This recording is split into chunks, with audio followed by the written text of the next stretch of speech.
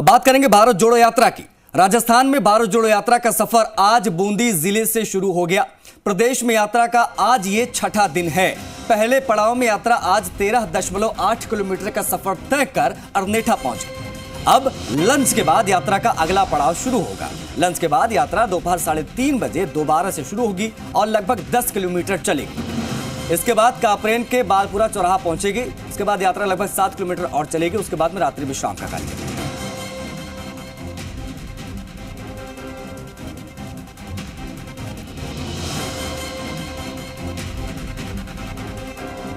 कांग्रेस नेता जयराम रमेश इस वक्त प्रेस कॉन्फ्रेंस कर रहे हैं भारत जोड़ो यात्रा पर। आपको सीधा लिए चलते हैं। छत्तीसगढ़, उड़ीसा, बिहार के नतीजे से और कहीं ले जाना चाहते हैं। तो मैं कह रहा था कि भारत जोड़ो यात्रा डिजिटल मार्केटिंग को सीखकर आपके प्रोडक्ट्स और सर्विसेज को दुनिया को बेचना चाहते हैं तो फ्रीडम ऐप को अभी डाउनलोड करें। डिजिटल मार्केटिंग का एक्सपर्ट बने। पर इसका कोई असर नहीं है। राजस्थान में और 10 दिन 11 दिन बाकी हैं और उसके बाद हरियाणा, पंजाब, दिल्ली, उत्तर प्रदेश और जम्मू और कश्मीर में हम जाएंगे। हौसला कम नहीं हुआ है। उत्साह वही है जो नतीजे के पहले था। हाँ, कुछ निराशाजनक तो है गुजरात में। हम उम्मीद करते थे कि हमें अगर 60-70 सीटें तो आए तो हम कह सकते हैं कि हमने बीजेपी का जो रथ है वहाँ गुजरात में उसको रोका है, पर वो नहीं हो पाया। और मैंने आपको कारण गिनाए हैं क्यों नहीं हो पाया। कमियां हमारे संगठन में थी। इन कमियों को हमें देखना है, इसका विश्लेषण करना है और जो कार्रवाई करनी है हमें करना है। और मुझे पूरा विश्वास है कि हमारा हाईकमांड, कांग्रेस अध्यक्ष खड़गे जी जानते हैं। उन्होंने खुद वहाँ प्रचार किया और वो जानते हैं कि क्या क्या करने की ज़रूरत है। कुछ अच्छे उम्मीदवार कांग्रेस के चुन कर आए हैं और अगले भविष्य के लिए ये एक सकारात्मक ट्रेंड रहेगा।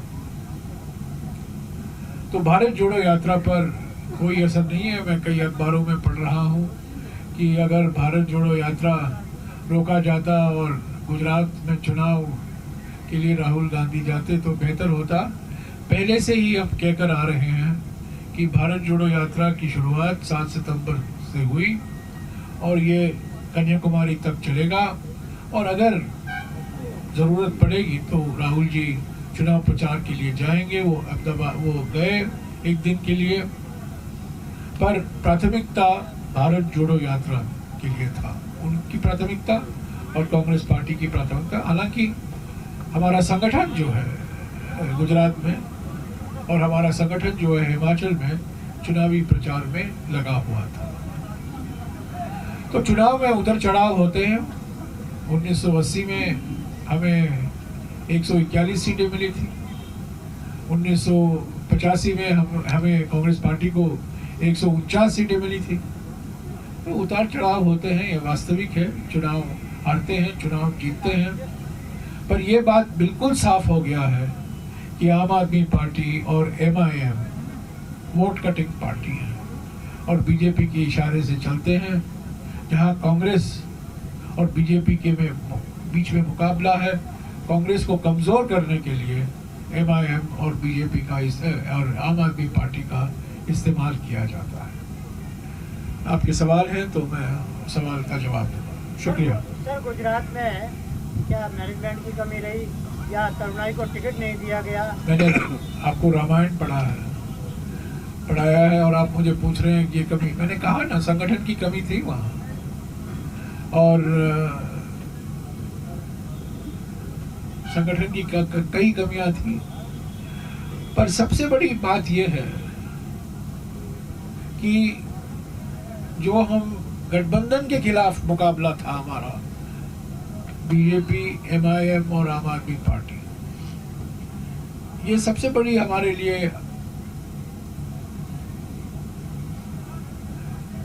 आपत्ति थी। हमारे लिए एक ऑब्स्ट्रक्शन था, हर्डल था हमारे लिए।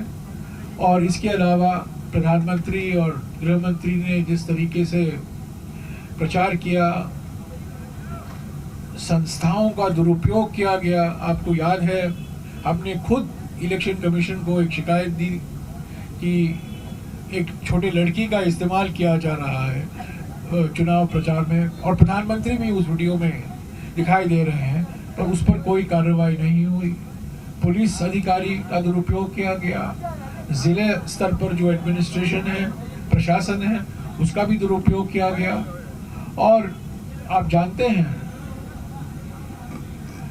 साधन के मामले में इलेक्टोरल बॉन्ड दिखाता है कि बीजेपी 8 गुना 9 गुना ज़्यादा खर्च करती है इन चुनाव में, चुनाव प्रचार में, चुनाव अभियान में। तो कई कारण थे, इस पर आत्मचिंतन होगा, विश्लेषण होगा अगले कुछ दिनों में, और उसके बाद जो कार्रवाई हमें करनी है ज़रूर कांग्रेस अध्यक्ष और अलग अलग जो वरिष्ठ हमारे नेता हैं वो ज़रूर करेंगे। अच्छा सर, कोटा की यात्रा के दौरान जिस तरह का व्यवधान है कि एक लड़के ने सुसाइड किया, वो आत्मदाह का प्रयास किया, और जिस तरह का समर्थन मिला, और उसके बारे में आपकी क्या ओपिनियन है? अपने रैली को जो समर्थन मिला लोगों का, क्योंकि हजारों लोग इकट्ठे थे, लाखों लोग। tried to burn himself.